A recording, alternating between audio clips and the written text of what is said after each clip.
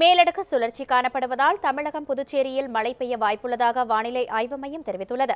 சென்னையில் இன்று செய்தியாளர்களை சந்தித்த வானிலை ஆய்வு மைய இயக்குநர் திரு ரமணன், ஆந்திராவில் நிலை கொண்டிருந்த தீவிர காற்றழுத்த தாழ்வு பகுதி வலுவிழந்து காற்றழுத்த பகுதியாக மாறியிருப்பதாக கூறியுள்ளார்.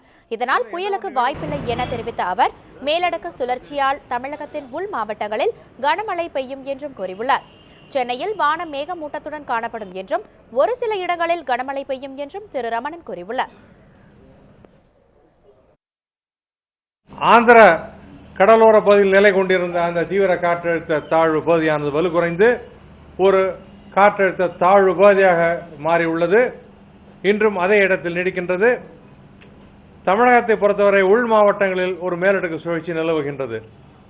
இதன் காரணமாக கடந்த 24 மணி நேரத்திலே தமிழகம் மற்றும் புதுச்சேரியிலே ஒரு சில இடங்களில் மழை பெய்துள்ளது. ஒட்டுமொத்தமாக பார்க்கும்பொழுது மிக அதிகமான மழை 10 சென்டிமீட்டர் சிவகாசியில் பதிவாகியுள்ளது.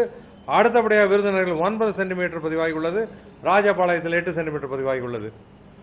வரும் 24 மணி நேரத்தை பொறுத்தவரை இந்த நிகழ்வுகளின் காரணமாக தமிழகம் மற்றும் புதுச்சேரியில் அநேக இடங்களில் நாம் மழை எதிர்பார்க்கலாம்.